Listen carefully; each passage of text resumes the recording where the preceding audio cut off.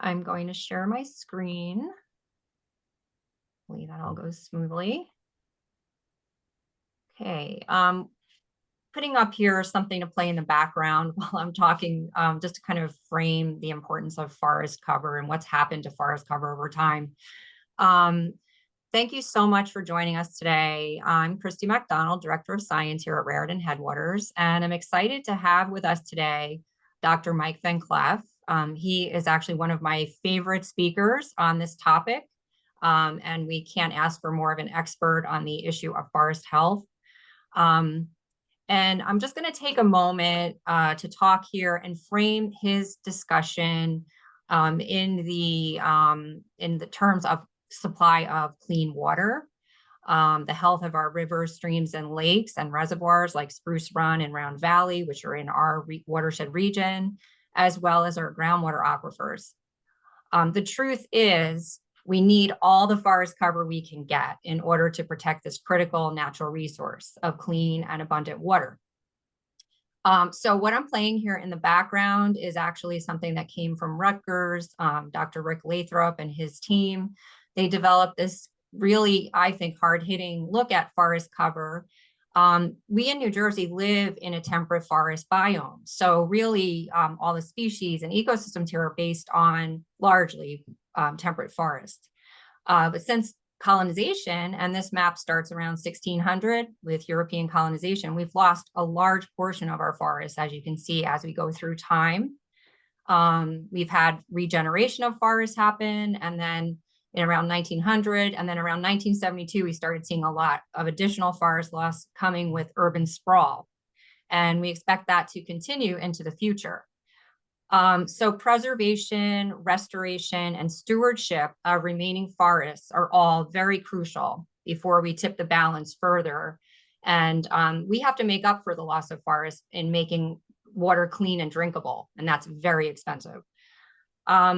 So I'm going to now switch over. I just want to show you a few things. Can everybody see this? Hopefully. So I'm going to highlight a few points about forests and water, knowing that forests also provide other really important and critical ecosystem services and functions like biodiversity, carbon sequestration, and soil conservation. So I'm focusing in on water because it is such a critical ecosystem function of forests. So forests capture and store water in their biomass and soils. They allow slow infiltration and movement of water below the surface. They recharge our aquifers and our streams. So we've lost a lot of forests and the important role they play, but what has replaced forests is also important. So I'm going to hone in now on our region of New Jersey. That's that pink spot there, WMA 8, which is also known as the Upper Raritan, or the north and south branch Raritan watershed region, which is on the right, because this shape here is what's going to appear in the next couple slides. Kristi, we're not seeing these slides. Oh, you're not seeing the slides? Oh gosh, thank you for telling me. Let me see what's happening here. Sorry, everybody. I took the risk of switching my screen sharing from a video over to slides, and it worked before. Okay, I'm gonna do this.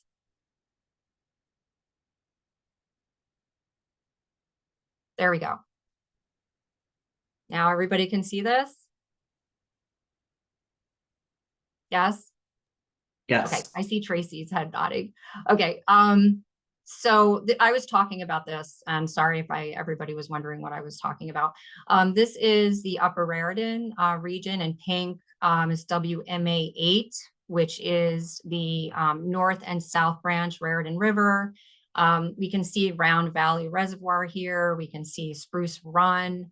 Much of our watershed region, about 2/3 of it, is actually in the Highlands province of New Jersey, and it is a critical water supply for many of the urban areas downstream of us. About 1.8 million people in New Jersey rely on the clean water we're providing from the Upper Raritan. And this just kind of seats the upper Raritan here. It's part of a larger basin. So here it is again, that shape. We have the Stony Brook Millstone watershed down here, the lower Raritan. This is the main stem of the Raritan River that goes out to Raritan Bay and the ocean. We know from studies that have been done, many studies, and I'm not going to make a long list here, but water quality is positively correlated with the percentage of forest cover in a given watershed.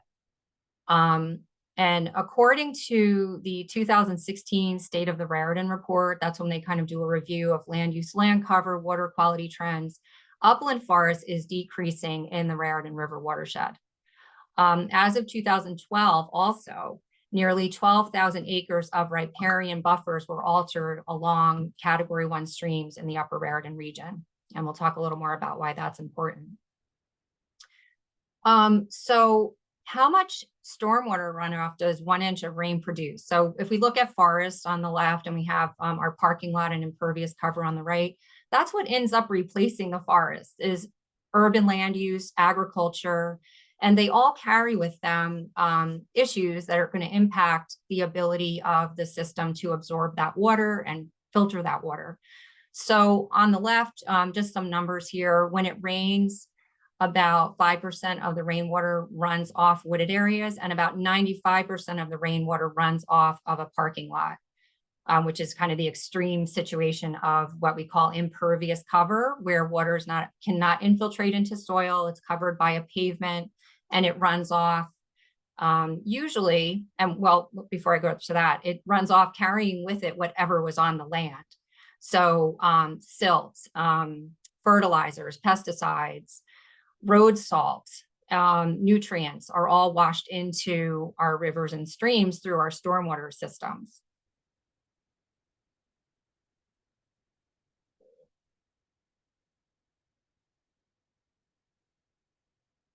Okay, sorry guys, there we go. Just skipped over both of my slides. Okay, no, it didn't. Okay, so climate change is exacerbating this issue of urbanization replacing forests. I'm focusing on urbanization, not agriculture today, because that's such a big dominant aspect of our landscape in New Jersey. So we're getting much more precipitation, and we're also getting them in very big storm events, producing large quantities of water at one time, and all that water has to go someplace. So as I was saying, the stormwater system carrying water, carrying whatever that water has come in contact with on the land, flowing into our streams and rivers, bringing with it lots of pollution. So that combination of climate change and land use is having a huge impact on our streams. Water quality is a big issue. Decreased water quality is something that we see, especially after a storm. If you go out and sample the water, there's a lot of bacteria, nutrients, harmful algal blooms, erosion of topsoil, scouring of streams. There's a lot of damage done to the stream. So you start to see that destabilization of the banks and trees falling in. And that's because of upstream impacts from not having forest cover, but having impervious cover, and then flooding. And as we know in New Jersey, this is becoming a really, really obvious and serious problem as we have storms like Ian, which caused loss of life and damage to property.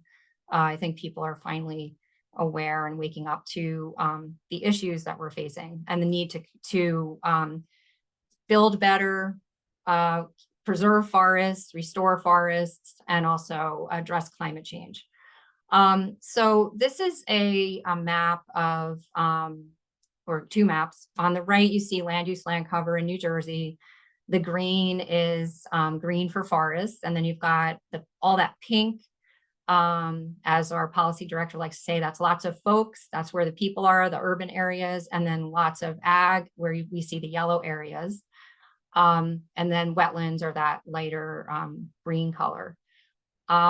We did a study, Melissa Thomas, who is our GIS director, we did a study of our sub-watersheds to try to target the types of approaches to improving or protecting water quality that should be taken. So the upper Raritan has 52 sub-watersheds, we call them.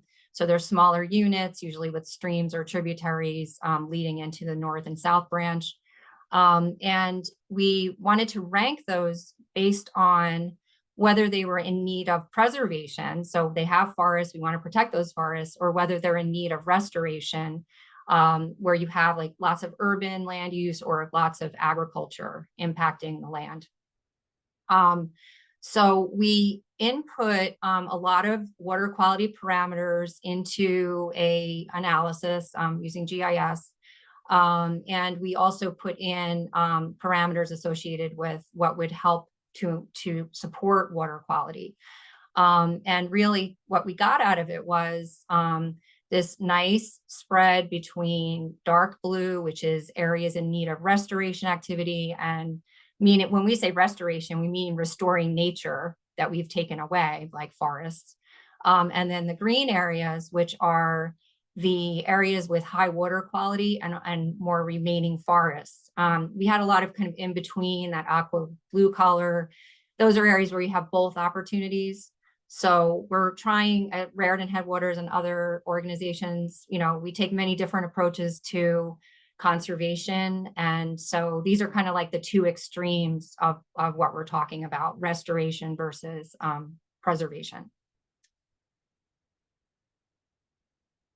But you'll notice those heavily forested areas are really critical for us in maintaining that clean water for the people downstream. And I haven't gotten to what Mike's going to be talking about yet, which is, okay, we have a forest, but is it a healthy forest? I'm just going to giving you a little bit of a teaser there. So here is a tool that you might find interesting. It's Watershed. You can model your watershed using this tool, and I'm only going to briefly touch on it. This is the Holland Brook sub-watershed, which is in the upper Raritan. You can see a little bit of Round Valley sticking out over here. And this tool can be used where you can look at different different approaches. Like I was saying, you've got that restoration and the preservation side of restoring water quality in your watershed. So you can modify the amount of rain gardens and green roofs and different green infrastructure, different types of development where you like clustered housing, where you're putting the houses closer together and then leaving other areas as natural, and also agricultural practices. And you can also look at land use change. So for instance, forest.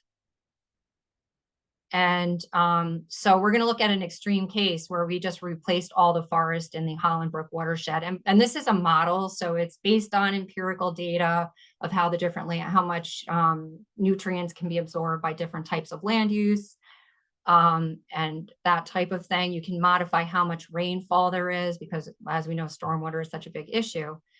So if we made the Holland Brook entirely covered in forest, we would increase infiltration by 12%. We would decrease the total phosphorus by 90% in the Holland Brook, and decrease total nitrogen by 90%. And again, it's a model, but it's an interesting model because that's not reality that we're going to cover the entire subwatershed and forest, but at least it's some kind of a way of demonstrating, maybe if you're going to be talking to your municipal, your council, or you need to ask for budget changes or something to support certain projects like green infrastructure, you can use this model to demonstrate the impacts it might have on things like flooding and pollution. I'm going to just switch over and I'm almost done, but I just want to focus in on a special kind of forest. We're talking about the forests that are found along our streams, these riparian forests, which are critical to the health of our streams. Even upland forests are critical, but these forests have a special role, a few different things that they're important for. They create habitat, their roots, there are a lot of turtles and snakes and other organisms living in the roots. They stabilize the banks. They provide food. So the leaves are actually providing one of the bases of the food chain in a river is that the leaf pack that develops in the river. Shade, so shading the banks, keeping the stream cooler, slowing runoff, reducing flooding, stabilizing banks, as I mentioned, and filtering pollution and sediment.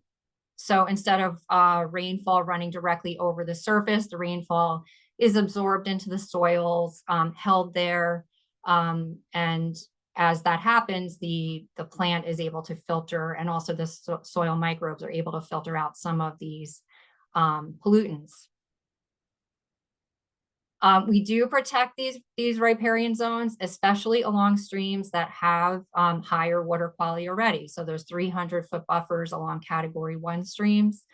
Other streams have less wide buffers, forested buffer, like 150 feet on certain streams in New Jersey. But a lot of the streams, especially in the more urban areas, only have a 50-foot wide buffer. And to be honest with you, most of these buffers were already gone a long time ago, and they're not there anymore. And also enforcement is an issue of these regulations. So I'm going to switch over now to just kind of reiterating what Tracy said about upcoming watershed tools. We do have the new rules for municipal stormwater permits, another crash course in what's happening with MS4 permits and the requirements that municipalities have. There's a lot of them, and this is going to help you understand that. And then we're really excited here to announce the Raritan Woods and Waterways Grant, which is basically a program to plant trees, partnering with municipalities, other nonprofits within the Upper Raritan. And we invite you to join us on April 25th to learn more about it and to consider applying for this grant to work with us to plant trees and also protect them from deer, which is one of the things that we provide through this grant is deer protection. And we will provide expertise on restoration of a riparian zone in your area. And planting trees is a lot of fun, but it's a lot of work, and it's better off if we just keep the forest there in the first place.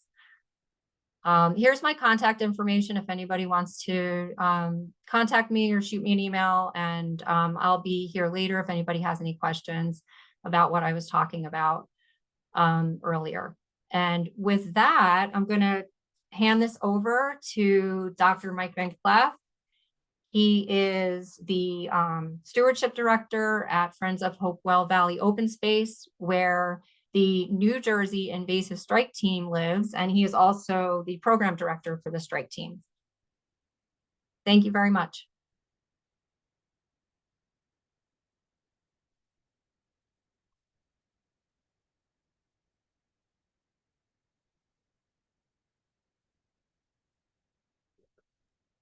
It looks like I'm disabled from sharing screen.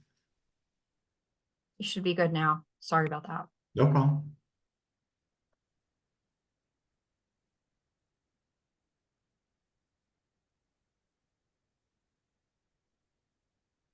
Okay, and just so I have a sense, the timing, and then I guess we would do Q&A afterward, or? Yes, and I believe we have plenty of time. We have over an hour. Oh, okay. All right. Okay.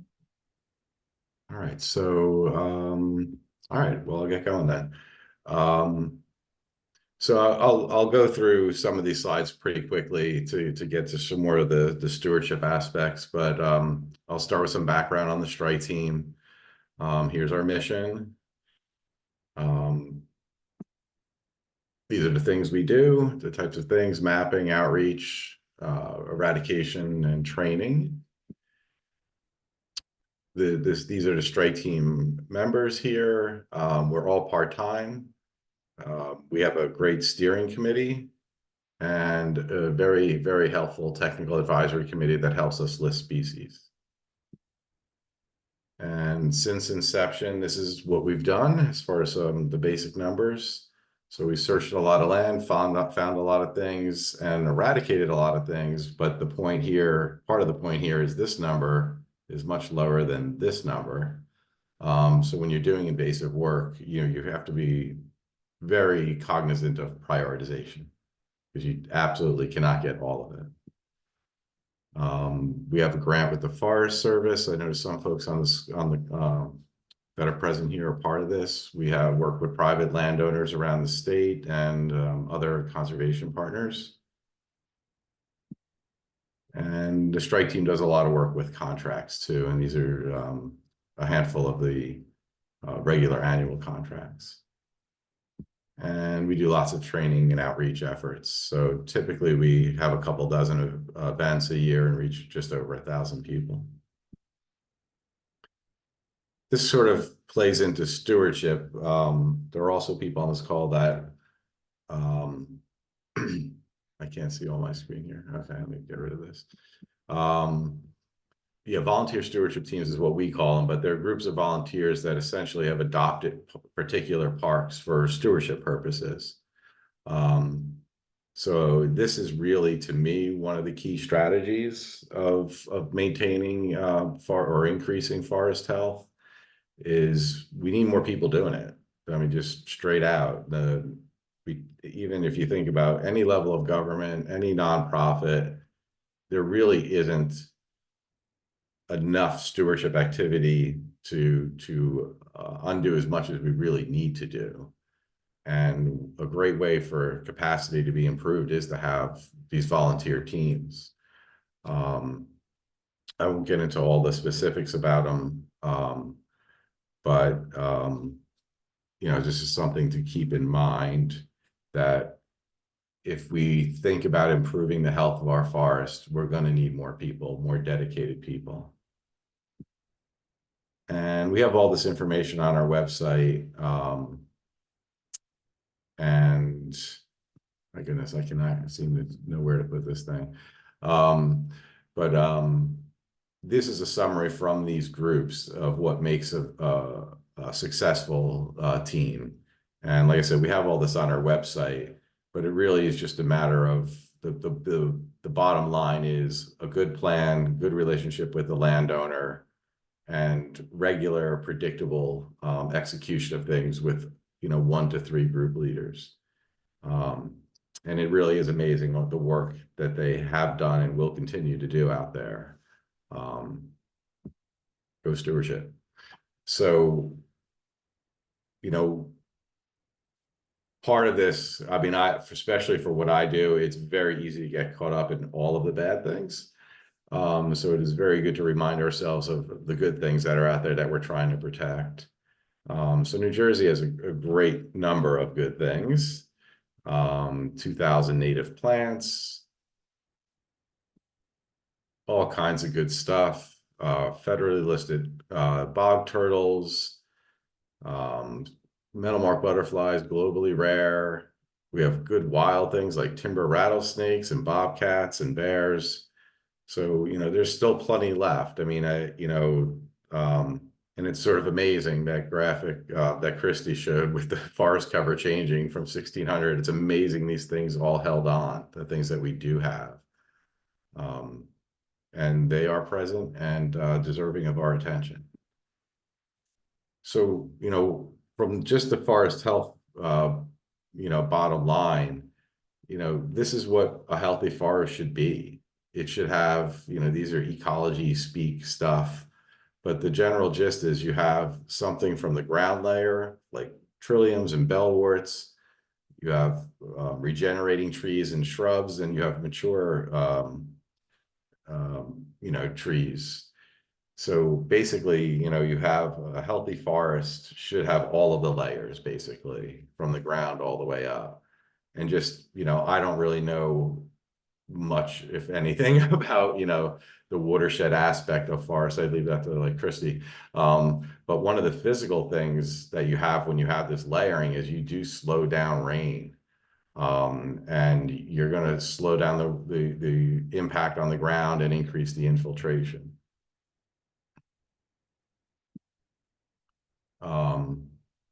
And I think this has sort of been covered already, so I'll just skip past this, and that's not as good of a graphic anyway. But, what's the context that we're trying to do stewardship in, you know, and part of it is obviously dramatic loss of forest cover over time, but the remaining forests are hampered in many, many ways. So, right, we've done habitat destruction, lost a lot. We've fostered overabundant deer. It's not their fault, it is our fault. We've introduced invasive species. Again, that is not the invasive species' fault. Soil modifications, I'll get into that in a couple of slides, but the general gist is forests that are growing on lands that had been plowed are significantly less healthy than current forests that had never been plowed. We've altered fire regimes. So Native Americans had a very robust, you know, prescribed burning that they would do. That is, you know, obviously we're doing what we can, but it is a fraction of what used to be and what all of the species that we are familiar with adapted to. Stream flows are covered, fragmentation, and then we have these, you know, global level things that are happening above us, right, or on us with climate change. So there's a lot of challenges. And I think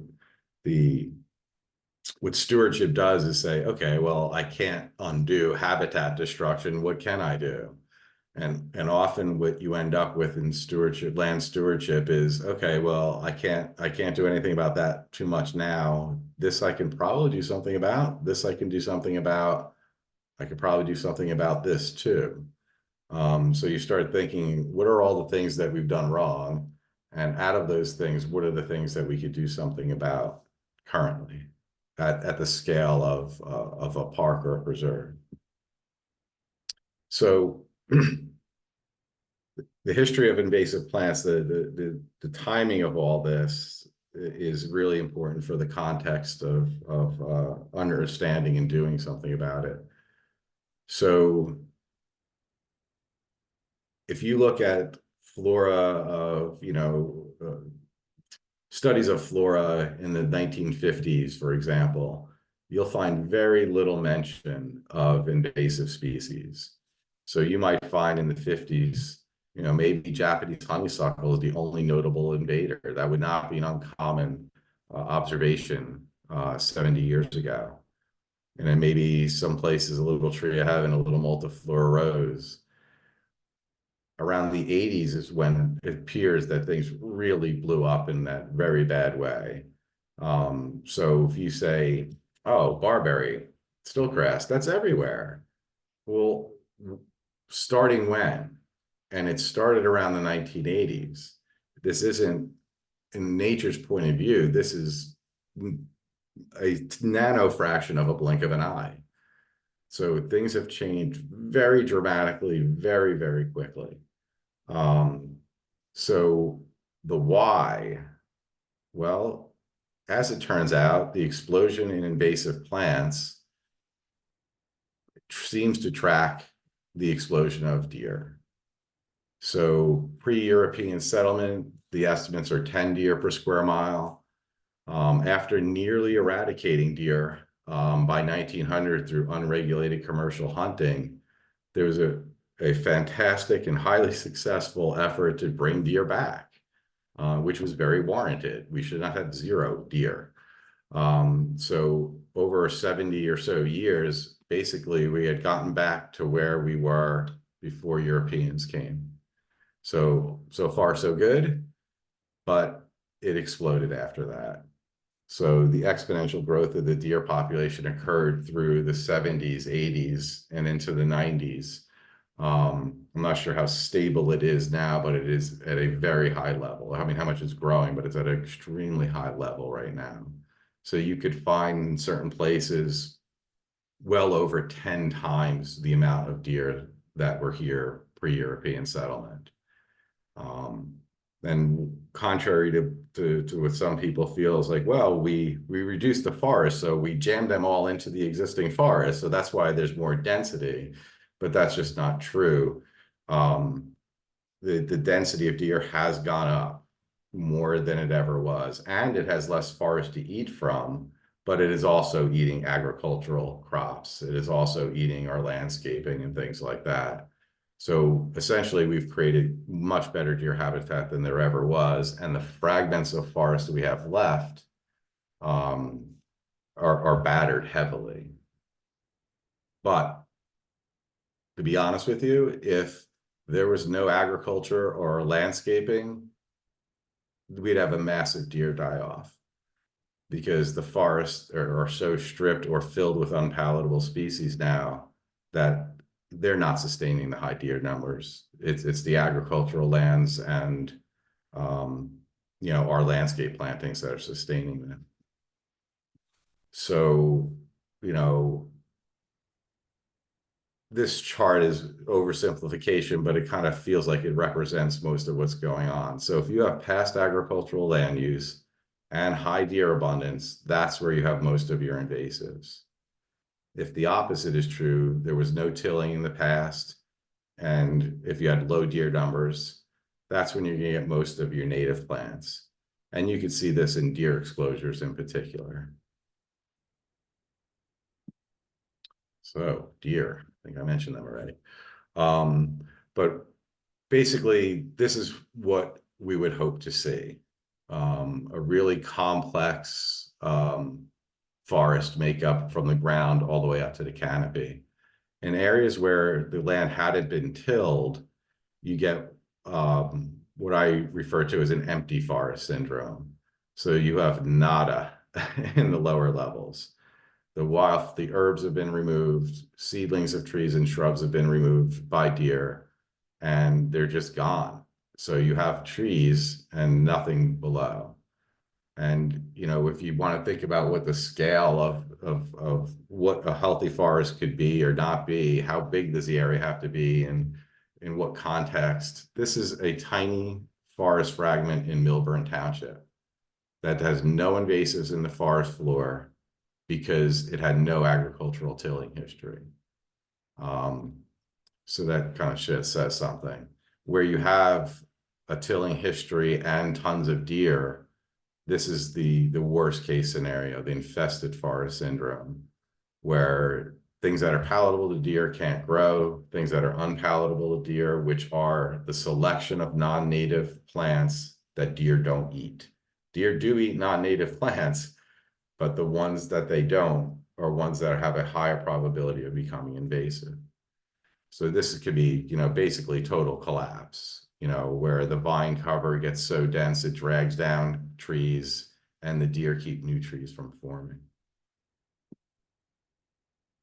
So, you get a canopy loss, that's completely normal. Trees fall, die for whatever reasons. And in the canopy gap, you get a proliferation of invasive species that deer don't eat. When you look down, you find what should be there in more abundance: tiny little spice bush seedlings, tiny little tulip poplar seedlings, but they don't have a chance if the deer population is too high. But it does, as a steward, it basically says, nature keeps trying. It's not going to stop trying. If there's older plants that are making seeds, mature plants making seeds, then recovery is always possible whenever we let it happen. My kind of take on things is the job of a land steward is to get out of the darn way. That's what we should be doing. And what I mean by that is, well, we fostered overabundant deer. Getting out of the way means reducing the deer herd. We introduced invasive species. Getting out of the way means removing them and stopping the spread or slowing the spread. Nature could regenerate itself very well if we get out of her way. So,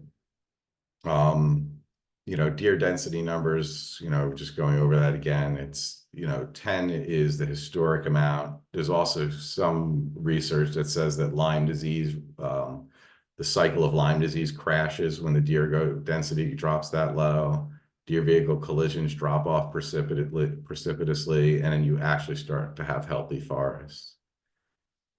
And all of this number 10 starts to feel like a magic number. That's sort of the ideal optimum, where a lot of the negative effects of overabundant deer disappear. So why? So, you know, forests have been fragmented. I do a lot of work in Hopewell. So this is Hopewell Township. Here are the remaining forests.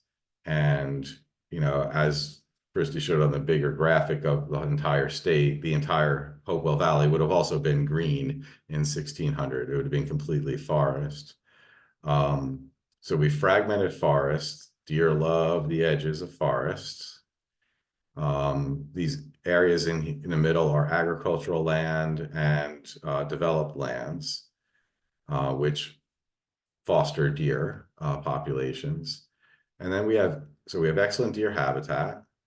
We have insufficient deer management.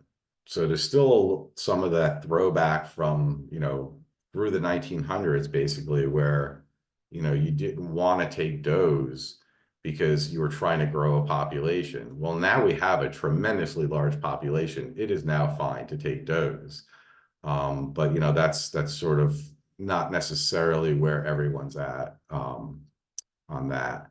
So, you know, you get all these negative impacts. And I've been doing monitoring with Duke Farms for many years. And the data was written up by someone much smarter than me because I don't know how to do statistics anymore. It's been too long. But I kind of took this to me is the data was significant. Yeah, you can trust me on that or not.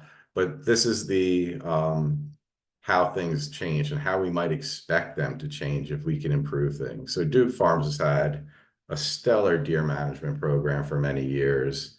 They've had a long-standing deer exclosure.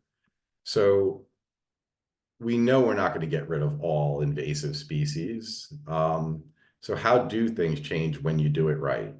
So within the deer exclosure, the ratio of native to non-native plants went from 1.1 to 1.4. So what does that mean? It's kind of hard to describe, but that's a lot more. That is a huge jump in the amount of native plant cover relative to non-native plant cover in a relatively short amount of time. From nature's point of view, again, barely a blink of an eye. So you could get dramatic improvements in the native to non-native cover. The competitive balance shifts. You know, a lot of people will say, well, invasive species are more competitive. That's why there's so many more of them. Like, that's not really it. The real reason is they're less yummy. So if your competition gets eaten, you are going to fill that space if you are a plant species that is not eaten. When you start to balance the playing field, even starting from a degraded condition, but you balance the playing field, all of a sudden the natives start coming roaring back. Outside of the fence, there was also a big improvement. It started from a worse place, but there's also dramatic improvement outside of the fence. And this is changing very rapidly. The understory in areas even outside of fencing at Duke Farms is even just in the last couple of years before this report was done, is continuing to improve at a rapid rate. So just visually, you know, when's the last time you saw tree seedlings in the forest? You know, the whole forest understory is filled with tree seedlings. Right? We think stiltgrass is, you know, the killer of the forest, that nothing can grow through it. Sure, hickories grow through it really well. Just got to keep the deer from eating them. So there's plenty of data evidence. There's plenty of visual evidence, just simple pictures. You know, there's a barberry underneath this swarm of native plant growth. You know, so this is what could happen when we get out of the way. You know, even in really degraded canopy areas, you know, there's a big tree seedling coming up here that's going to really shade things out, shade out a lot of the invasives.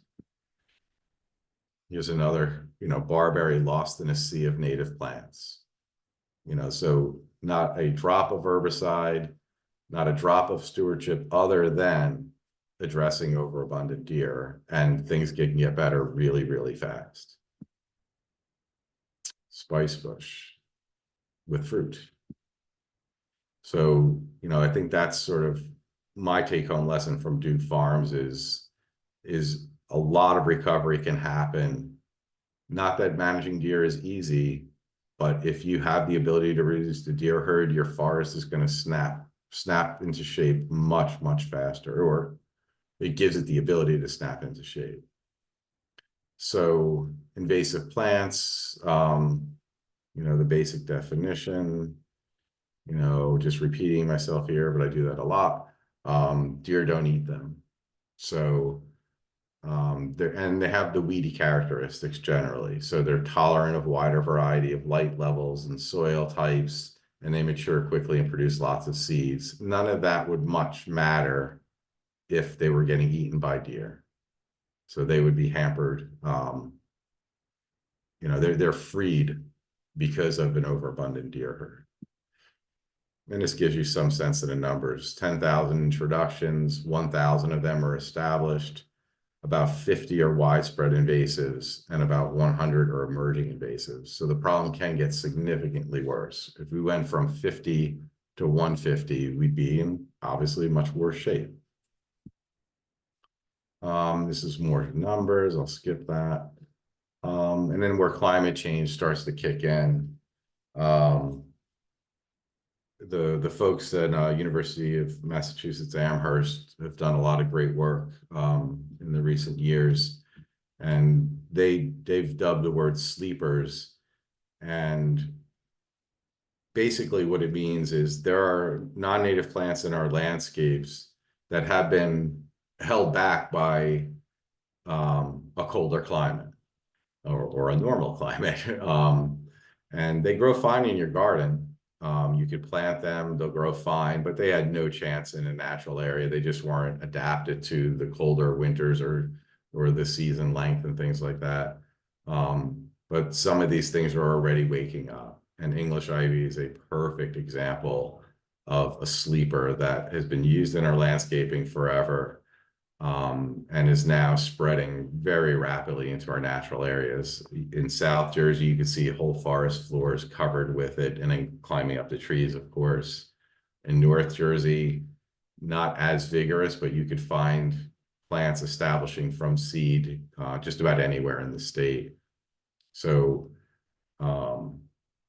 we can't necessarily be Nostradamus about things, but there are plenty of new emerging invasive species that they don't have to get here from Georgia. They're already here. And the climate change that's occurring will allow them to spread from our plantings. So one of the main reasons why invasive species are considered bad is because they break food webs. So in an old field that's been abandoned in the good old days, and that's really only going back to the 70s, when things were functioning and there weren't so many deer, you'd get, this is just a tiny subsample of the amount of native species that would be in an old field. And they would make fruit and flowers and seeds from January through December. So, that's what the food web, the basis of the food web was. There was lots of different species doing their thing in their own time frame that supported wildlife. So nowadays, you'll often get just one, autumn olive. So in May, it'll make an abundance of flowers. And that's great. If you're a bee in May, happy days. Come June, if you're a bee, you're out of luck. So in the past, you might have all of these different species with flowers in June. Well, there's nothing now because this blocks out these other species and it's done flowering after May. And similar September, October, when it's making fruit, great. If you're a bird, that's something, you got some food to eat. But any other time before that, you're out of luck. So, it just completely simplifies the habitat one infestation block at a time. So, that's the real, to me, the real reason why invasives are bad, is they just break food webs. So We like to focus, or anyone who's managing land should focus on emerging invasives, and go into that a little bit more. So at the strike team, we break things down by stage number. So things that are barely here, less than 10 populations, make up the majority of our target list. If you get down to stage 3, that means you're about to become widespread. So again, this is plants and animals. But if we're going to manage and keep our forest healthy, I'll phrase it differently. It's not a lot of what this type of work does with emerging invasives is stopping future damage. So it doesn't necessarily, if I could stop every stage 0 species, would it be better right this second? No, it'd be the same. I'm preventing future damage. If I don't stop these things now, then 10, 20, 30, 40 years later, it'd be significantly worse than it is now. It's hard to sort of sell that, so to speak, because you don't see that future damage. But if you can slow the spread or stop the spread of some of these plants and animals, you know, you're preventing damage that you will certainly occur in the future if you don't stop them now. You know, and just again, a stewardship example for forest or anywhere else is, you know, on your particular land that you're stewarding, when you see one plant that you know is invasive, and our technical advisory committee tells us which ones we should be looking for, get rid of it. If you don't, it could become this. And sure, I guess I could restore that. I could kill it with herbicide and plant a bunch of seeds and stuff like that. It'll never touch the quality of this meadow that nature done all by itself. So this is Chinese silvergrass. So again, it's sort of at the bigger level, trying to stop species from spreading across the state, but at the site that you are stewarding, think about early detection and rapid response, and get rid of the emerging populations of things before they destroy the values of what you have. So, you know, there's other stage 0 examples. Again, these are the ones that are just starting out.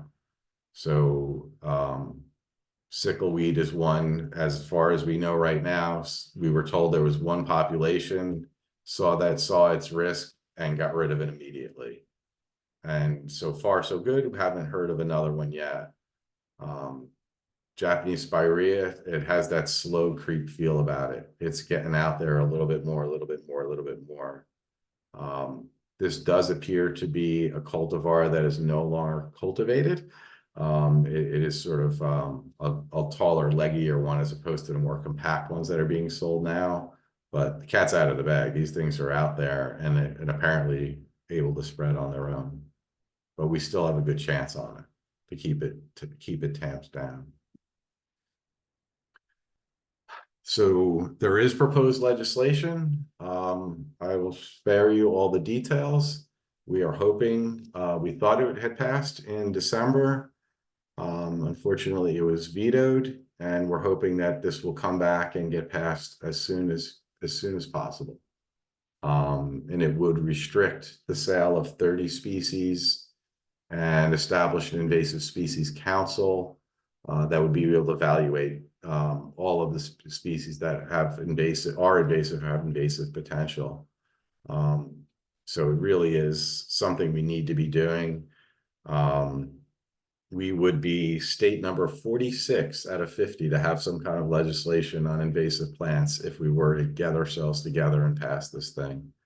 So, you know, it's so far beyond time for us to do this that it's ridiculous, but no time like the present.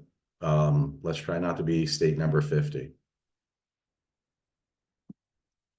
One thing that can be done, you know, without legislation or anything like that, the strike team does put out a do not plant list. We update it annually. So this is for voluntarily restricting, you know, your own sales, or any municipality can take this up too and say plants we buy for our own lands, our own municipal lands, we could avoid all of these species that are invasive. or emerging invasives. So past land use. As I mentioned, forests growing on post-agricultural soils seem to grow weeds really well. The soil's been altered in every possible way, physically, biologically, chemically. And, this is basically, still overly simplified if you're a soil scientist, I'm sure. But the gist is it's really screwed up. And you end up with a lot of invasive species. Even after, you could have a forest that grows on this, and it might be mostly native trees, which is pretty common, and the understory will be almost all non-native invasive species. So it's hard to recover from that. And again, if you're stewarding a forest, you probably want to focus first. If you have, if you were able to look at like a 1930 aerial with all this information is on the web, you could find it. You could see what parts of the land you're stewarding now were forest prior to 1930, which gives you a good indication that they were always forest versus areas that were not forest in 1930. So you want to focus your activities. It's more of a accentuate the positive situation. So you don't rush to a building that's already burned down and put out the fire there. If there's a little fire, so to speak, burning somewhere you want to put that out before it destroys the building. And this is just some data that basically says how many things are different in a field that was post-agricultural versus an area that had never been tilled. All these different things are different nitrogen, carbon, et cetera, et cetera. If they were the same, there'd be no red bars to see. This zero, it would all be right here. So there's less ammonium, nitrogen, and there's much more magnesium and calcium in this picture. But all that matters to the plants. It all matters. Okay, so as far as stewardship goes of forests, you really want to prioritize your actions. If you have the ability, the most important thing is to address deer overabundance. Because, like I showed you in the pictures from Duke Farms, you're going to have, nature will be allowed to sort of start fixing itself if we get out of the way by reducing the deer herd size. So that's, if possible, that's the first thing to be doing. Second is invasives. And when you work on invasives, start with the things that are least common in the state first. Make sure that in your part, the place you're stewarding, you're not contributing to allowing this species spread. And then restoration. So as far as hunting goes, I know a lot of municipalities have hunting programs, and I think it's just a matter of, there's sort of some nuance in the wording, right? So if I just say, hey, you guys can hunt on my property, and that's it, and they do what they want to do, it's for recreational purposes, that's one level. And that is much better than nothing, but not nearly as much as what we have to do. What we really need to do is run deer management programs. So that's where you have selected hunters that can continue to hunt if they meet a harvest quota. If they don't meet the harvest quota, they have to be asked to leave. So you want hunters that could act as managers. Not necessarily a recreational hunter, someone who will put in the extra time and effort. Unfortunately, money is required from them to do this, but take as many deer as they possibly can, because we're so far overabundant. It's beyond, obviously. When you have 10, 15 times too many deer, it's hard to take too many. Other things that are out there for farmers is agricultural depredation permits. So this allows for an increased harvest take, and to the extent that a landowner or farmer wants to do this, all the better, because again, it's a tool in our toolbox to reduce the deer herd size, and the more people doing it, the better. Recreational hunting, I'm obviously putting lot less weight on that, but if there's no hunting at all, that's the worst case scenario. So in Hopewell, just over 40% of the land area in Hopewell isn't hunted at all. And only about, less than 10% has a deer management program on it. So 40% not hunted at all, only about 10% with a real deer management program on it, probably less than that. And you end up with 100 deer per square mile, and you can't seem to reduce the herd size. So it is not an easy problem to solve, but everyone should be doing what they can on the lands that they steward. If you were to want to look into this mess, which is it's a cultural mess more than it's a social mess than it is anything else. On our website, we have what we call the deer management stakeholder slides. It's basically just a bunch of slides with stakeholders, says what their primary interest is, says things they can do to make it better, things they could do to make it worse. If you were to look at that and go slide by slide by slide, you'd realize why we're having trouble solving a problem that we absolutely have the ability to solve. But everyone's going 100 different directions. Every parcel of land has an owner that does or does not do things that would be helpful. But it is a very complex problem that, if solved, our forests would become much more healthy relatively rapidly.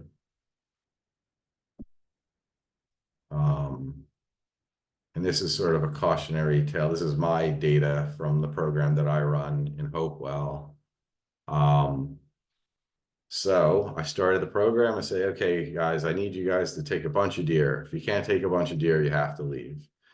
Okay, so numbers were good in the beginning. And then I said, can you show me pictures of the harvested deer? Whoop. Number went down. So again, just words of warning, just from my own personal experience. People will say things that aren't true. Strange, surprising to everyone, sure. When I sort of revamped the program and gave the most successful hunters more land to hunt, and these are all with pictures to prove it, the numbers went up dramatically. And they stayed, they bump. And then I lost 2 of my best deer management hunters and a few other guys too, and my harvest numbers dropped like a rock. And I'll be completely honest with you, it should have taken me 3 years to figure this stuff out.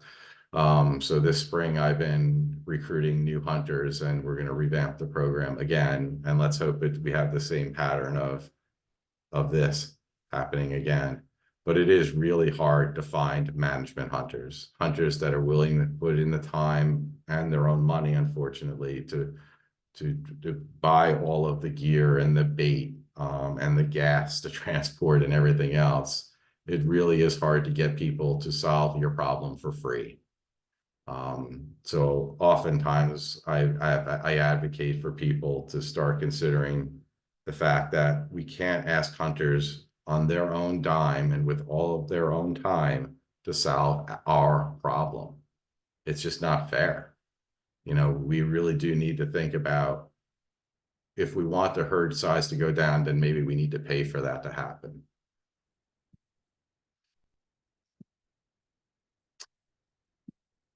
So I won't get into the details of herbicide applications. If someone wants this presentation, I'd be happy to give it to them.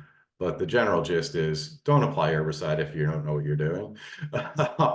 Make sure you follow all the rules. And,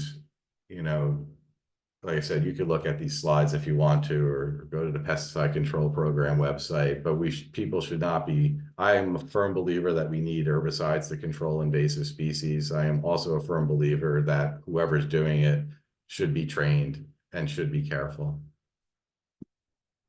And these are just some of the things we typically use. Glyphosate, and then the 2 flavors of triclopyr. There's, obviously safety is important.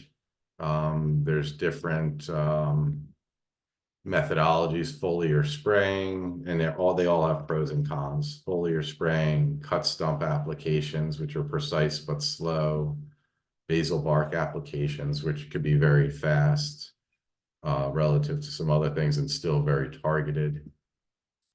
Hack and squirt, fair amount of work, but very targeted.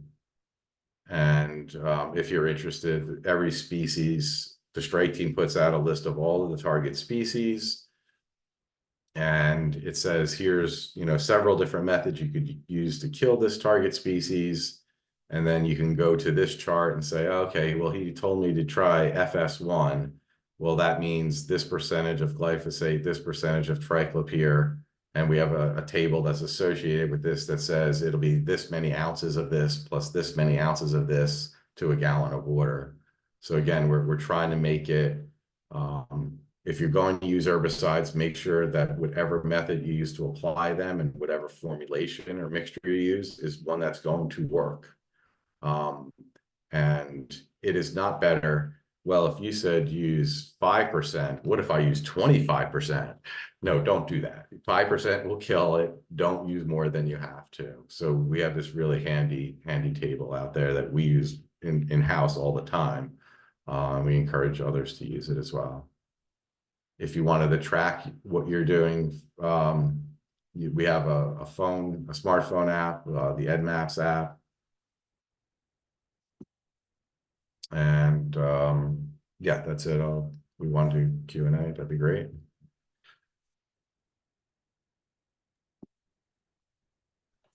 Okay, thanks, Mike. That was a great presentation. Lots of very useful information.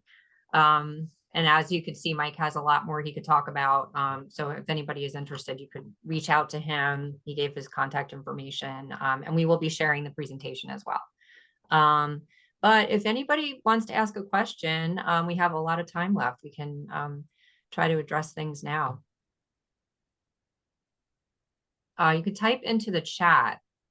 I'm not starting at the chat, the Q&A.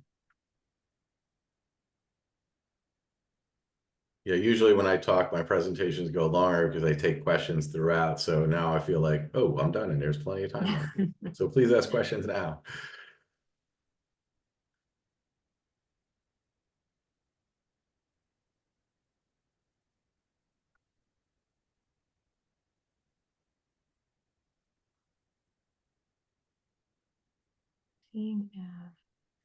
If anybody would like to raise their hand, we can also unmute you and then you can directly ask your question.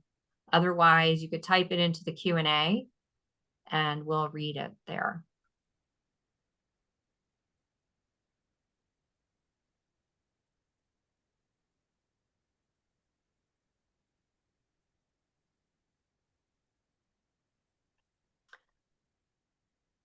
Oh, There are a couple of things on the Yeah. chat, Kristi. Yeah, I just saw them And come in. Mike, And the Q&A. All right. Yeah. Okay, well, somebody is Okay. asking if there are example demo days where homeowners can watch and learn. I do at least 2 or 3 trainings a year at Duke Farms. And I know they have other things there too. They have other trainings there.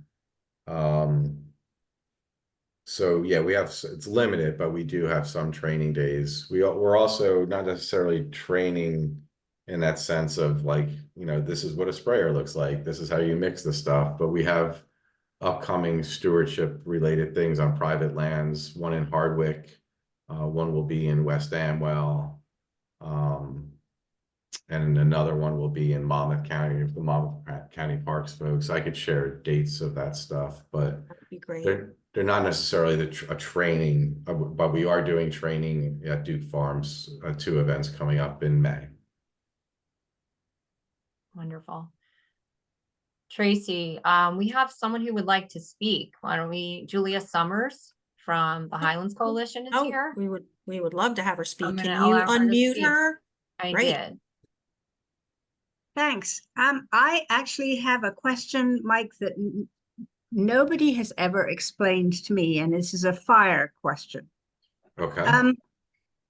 I know that, well, it seems that a preferred method of trying to reduce the risk of fire seems to be a treatment that is referred to as thinning.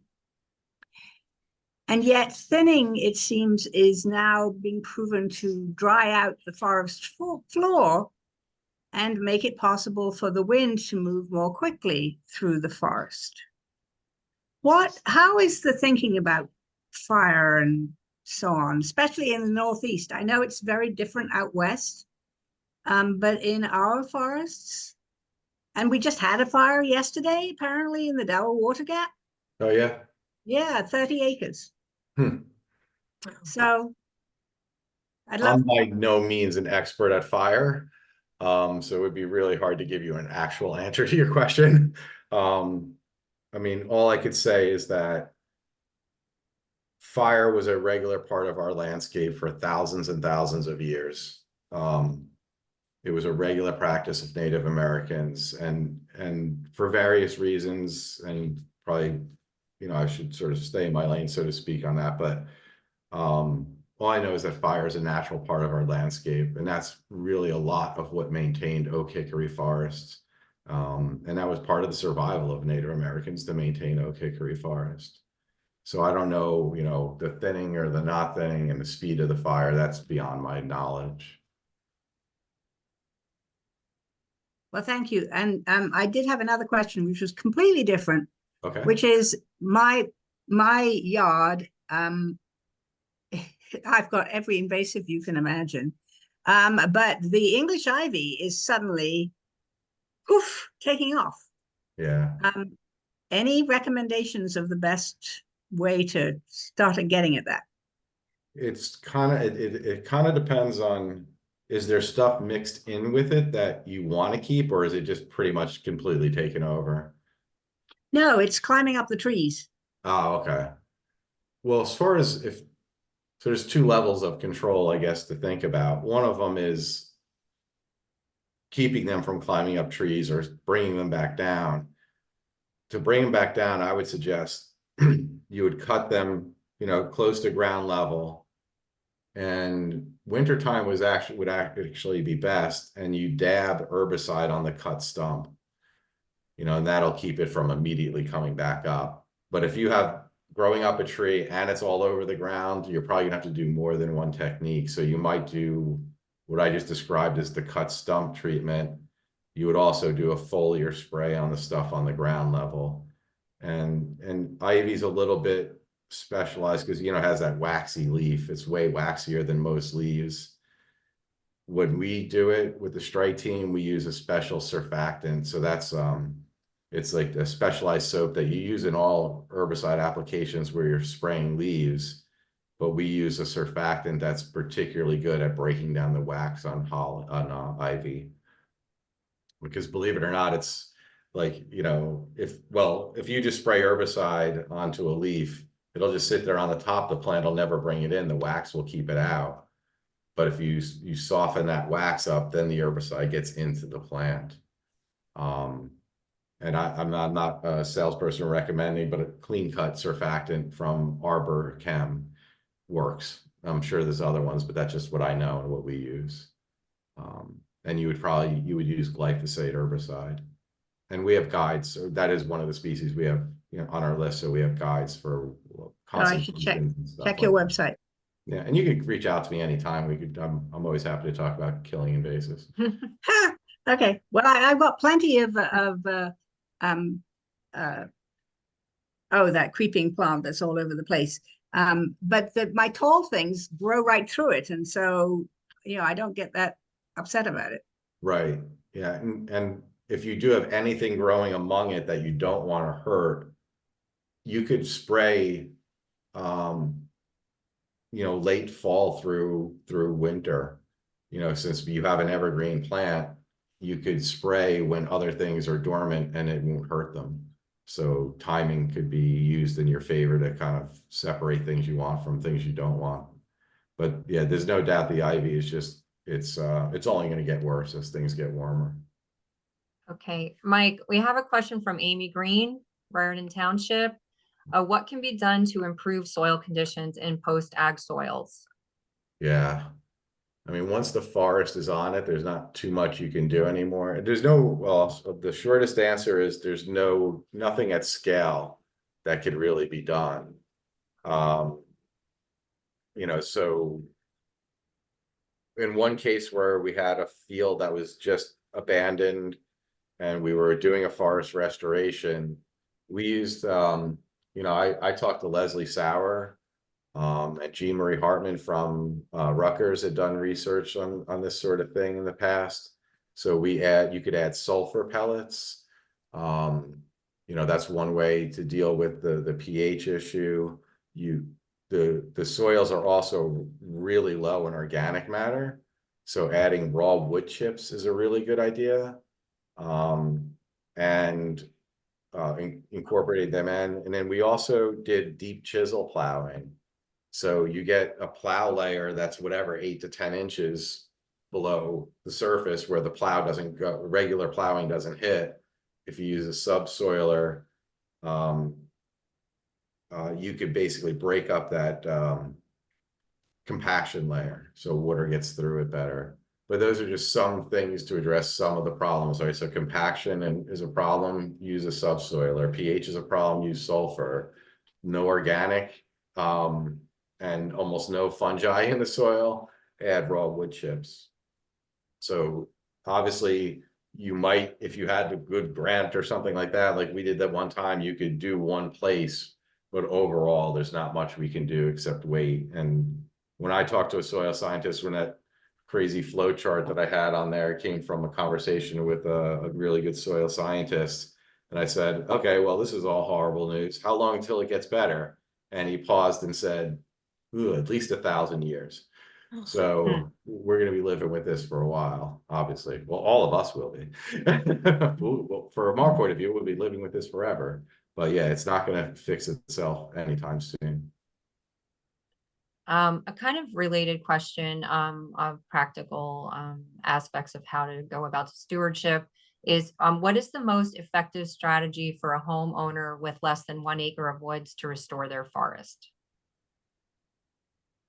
I mean, that's kind of what I do at home, and I was inspired by tons of private landowners that are doing stewardship on their own properties. You know, 1 acre might not sound like a lot unless you're the only person working on it. Then it seems like an awful lot. But you know, you could, you know, one thing, I mean, there's sort of a prioritization, right? So first, if vines are an issue that might hurt existing trees, get the vines down off the trees, number one. You know, number two might be, you know, like I was showing in the pictures, there's very often little seedlings of native trees or shrubs, put a cage on them, you know, let those things finally grow. You know, then if you want to keep moving, you know, start killing invasives. You know, and one pattern that does happen that any land steward needs to be aware of is say, oh, I have a ton of barberry or rose, I'm going to kill it. That's good. You could totally do that. Go for it. One thing that might happen afterwards is you get a lot of stiltgrass and garlic mustard. So don't think you're done just by removing the invasive shrub layer, especially on a post-ag soil. You're very often going to get herbaceous species. So you got to keep at it constantly. But the more native tree and shrub cover you can get over it, the faster your life gets easier because it'll produce a shade that'll make it harder for stiltgrass and garlic mustard to grow. Okay, great. Kristi, I have one from Steve Foster. Do you know who's leading the Senate bill 2186? I guess that's the sale of invasive plants, I'm assuming. And how can ECs and towns stewards be better informed and organized about this bill and how to get it through?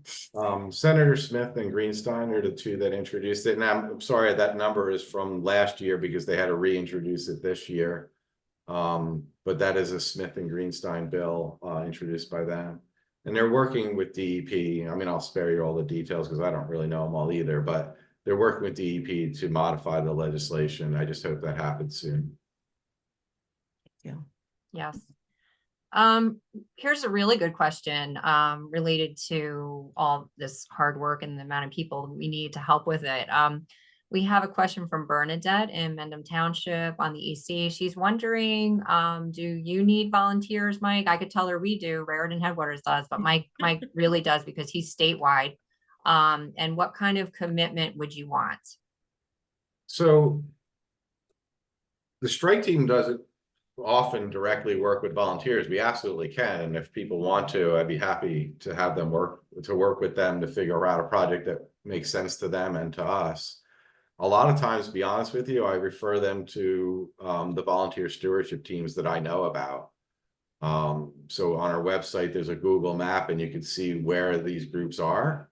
And if they're close to you, you know, you could try to sign up with them. Because that, to be honest with you, makes more sense than, you know, long-term, you're part of a long-term project that keeps going. If you're in the Hopewell area where Friends of Hopewell Valley has land, I have plenty of opportunities for you. Yeah. But like other parts of the state, I would try to connect with a volunteer stewardship team. We have that, Bernadette. I know you.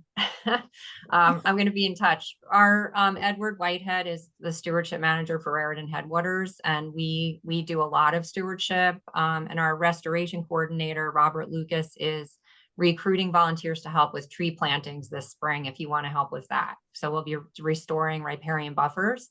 Cool. And Bernadette works with me on a vernal pool certification project. So Okay. Thanks, Bernadette. That was a good question. And then someone else wants to become a steward in Heddon Park in Morris County, and wants to know how to go about doing that. And I think you mentioned sort of like maybe some guidelines on how to be, you know, the best practices for dealing with invasives and deer.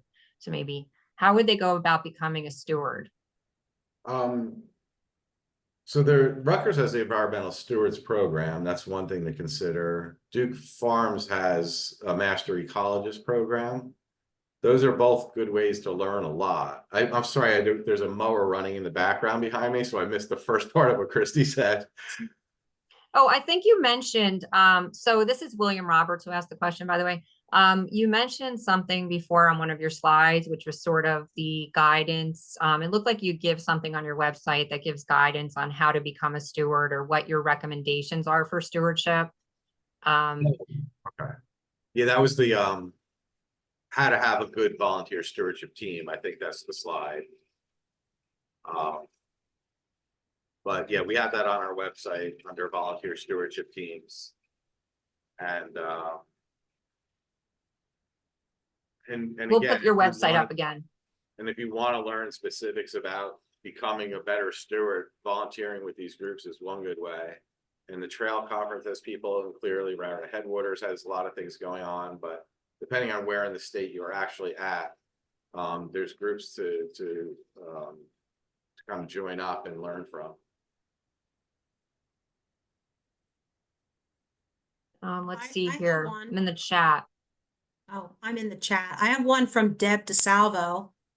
With the destruction of the ash species and beech leaf disease, do you recommend planting new tree species in the forest in the gap areas or elsewhere with deer protection while removing invasive species at the same time? And for an area of 25 acres or so, how do you go about doing this in a realistic way without becoming completely overwhelmed or discouraged by the deer browse and invasive species? Yeah, it's easy to get overwhelmed, that's for sure. Yeah, I mean, obviously the ash are pretty much all dead now, and the beech, unfortunately, look like they'll be following. You know, a lot of,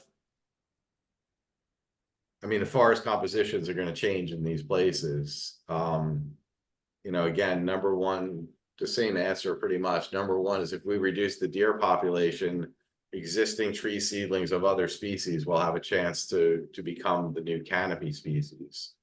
You know, if in isolated areas, and obviously, you know, there's some massive tree planting efforts going on out there, but they all need to be protected from deer. So, you know, I don't think there's a simple answer to other than the more comprehensive your stewardship effort's gonna be, the more you have to define the area that you're going to do that restoration.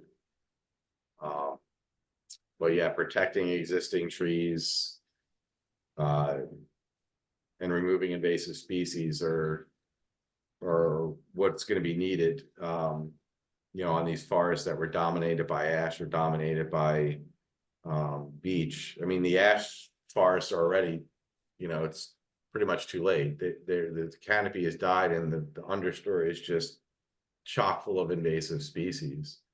And, my mind turns to fire in situations like that, because you can't herbicide your way out of that mess either. But, we have to pick where we can do things, and some things, unfortunately, we have to live with. And yeah, I think you got to take your victories where you can get them and know that you're going to lose a lot. I mean, that's kind of the nature of stewardship.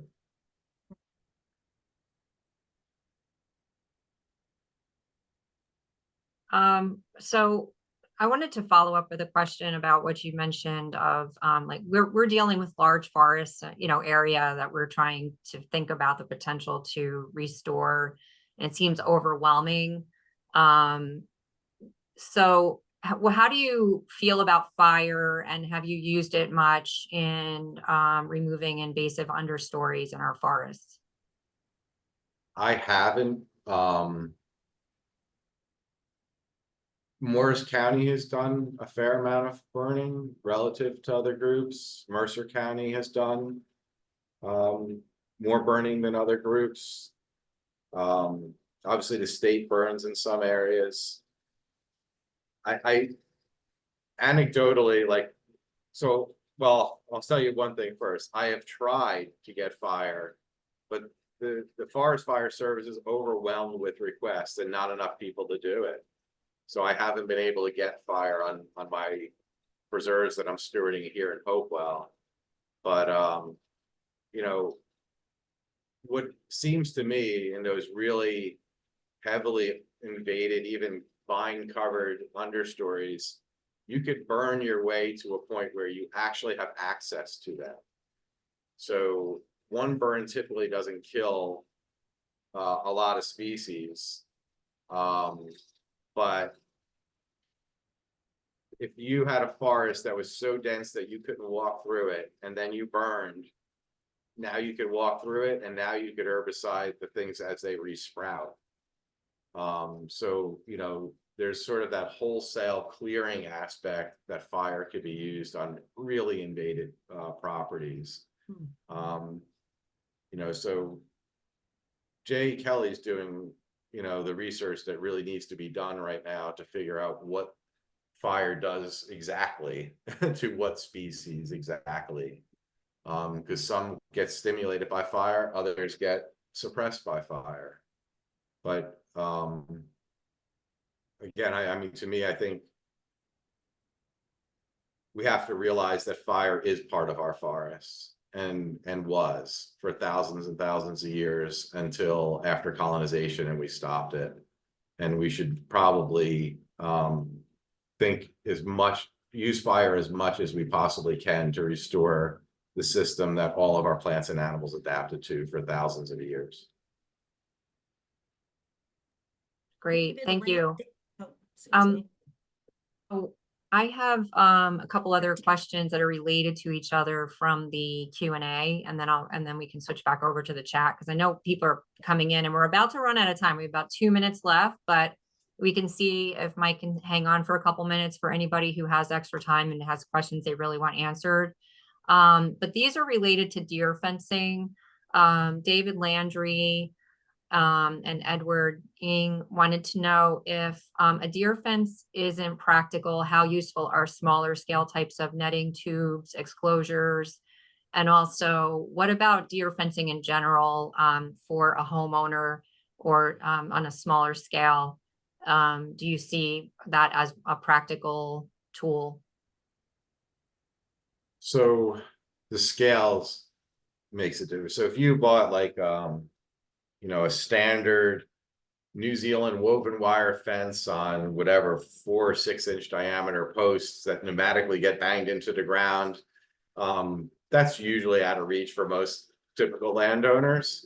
You know, so that's the strongest, most durable kind of fence, and it's expensive and out of reach for most people.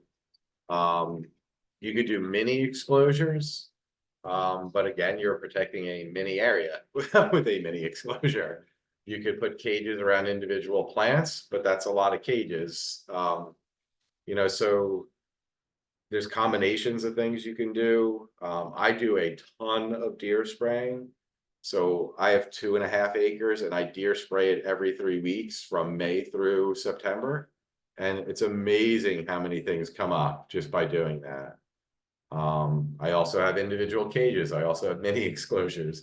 So it just depends on how much money you have and how much time you want to put into it.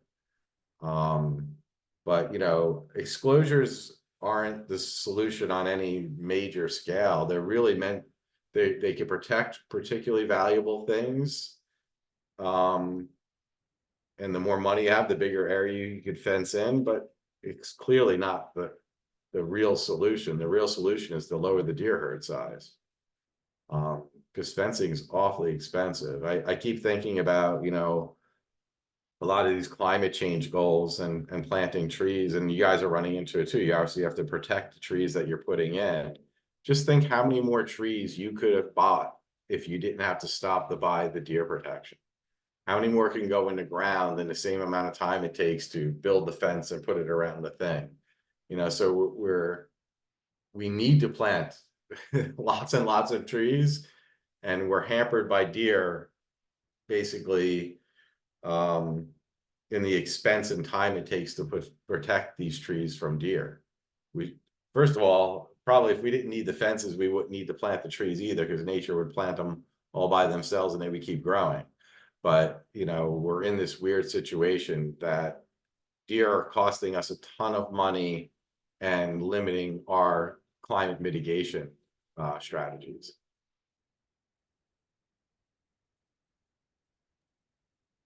Tracy, do you have anything coming up in the chat that you noticed we should ask? Yeah, let's see. Somebody was wondering, oh, Julia says a noisy dog with an invisible fence to corral it has proven very effective for them instead of buying expensive fencing.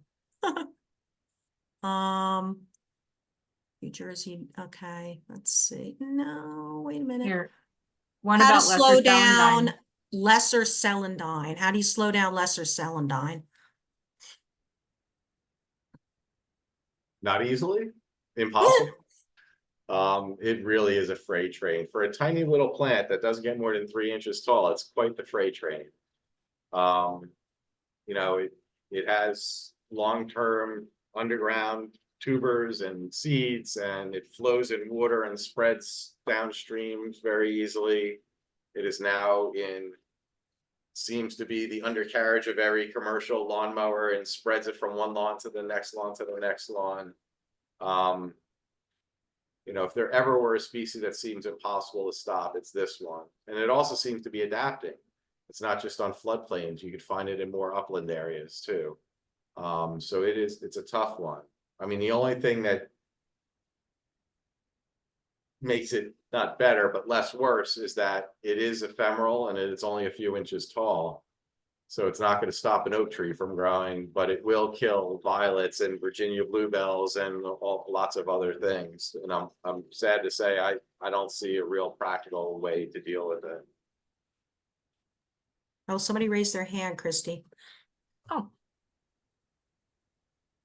Oh, George Costa, one of our trustees. Hi, George. Hello, Kristi. I have 3 or 4 acres of solid barberry that I am taking out plant at a time, but it occurs to me, based on what you just mentioned about the way these plants spread even under the undercarriage of a lawnmower, that I may not be doing as much good if I don't dispose of the uprooted plants properly? Is there a protocol I should be following?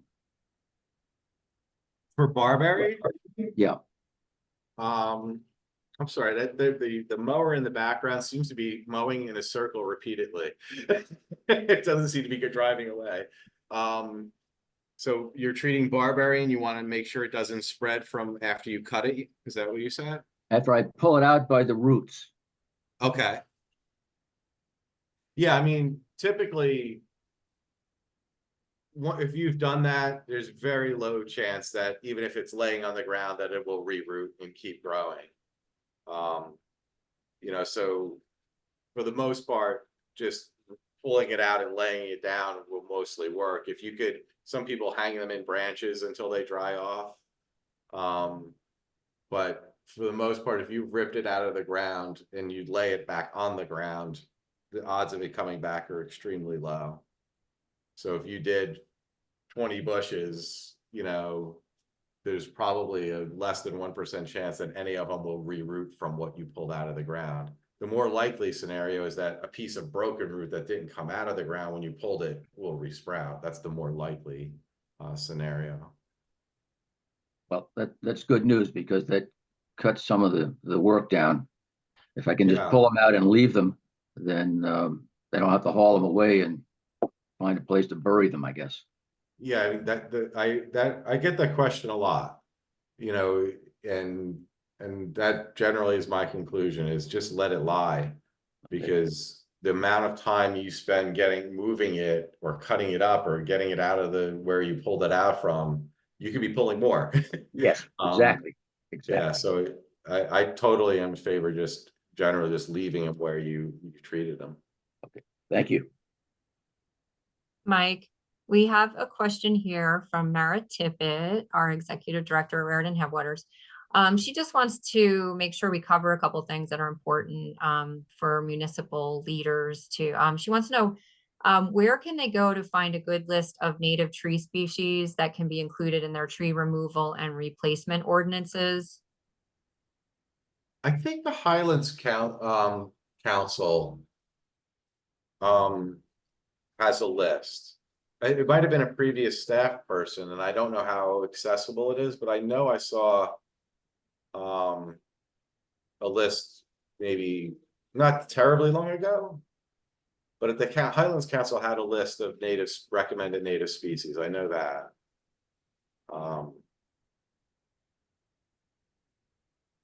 It's also New Jersey Sorry, I was Native muted. Plant, We'll look for it. Okay. New Jersey Native Plant Society too, right? Yeah, they might Maybe. have a list. Yeah, and Yeah. I mean yeah, I mean, I think if it's not on their website, then I would reach out to them and see if you can get the list from the Highlands Council. I'm not sure if it's on their website or not. Okay. Then we have another question so if a homeowner lacks the ability to identify plants and they don't know much about stewardship, but they want to do good forest management on their property, do you know where they should go or who they should hire to do something that would be mostly native plantings and things like that, and not practices that would, we don't really want to see? Yeah.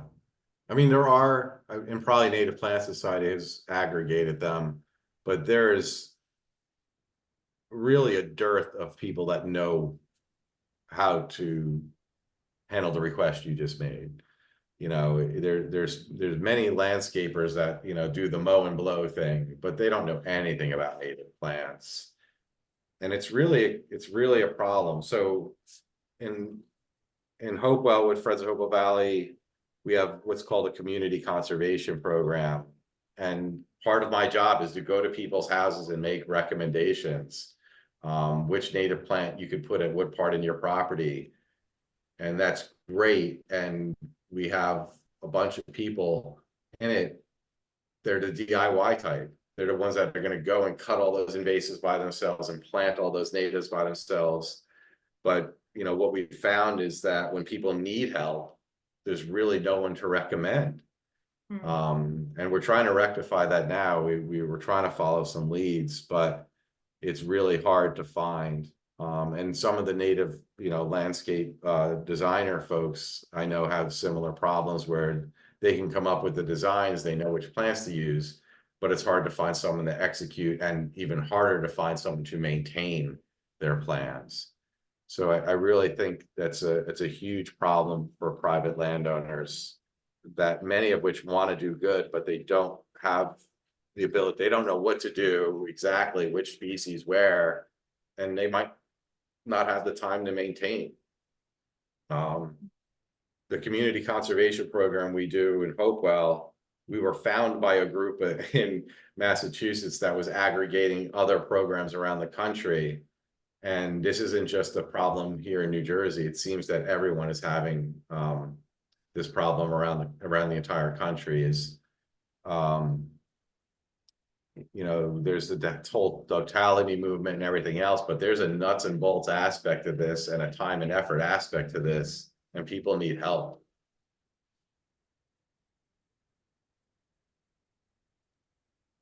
I don't see any other questions. And we're a little bit over time. We appreciate everybody staying a little bit longer. And I think we're going to end now, unless we have any last minute questions. Yeah, somebody here was recommending somebody, wait a minute, where did it go? Eric Williams started his own business. Eric Habitats helps with invasive removal and native plantings. He's got a email here.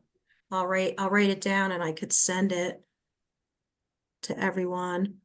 grownandforaged@gmail.com.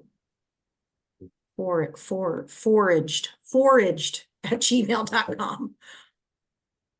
There you go. There's a good contact for you, Mike. Yes, I saw that. Yeah. Okay. Well, thanks everyone for coming. This was great, Mike. Thank you so much. No, this is fun. Thanks for That was inviting me. unbelievable. Yeah, it was. I want your slides. Go over Everyone, them. enjoy the rest of the day, and this will be posted on our website. Tracy will make sure that you know how to find it. Yes, I will. Thanks again, everyone. Bye, everybody. Thank you. Bye, Bye. Mike.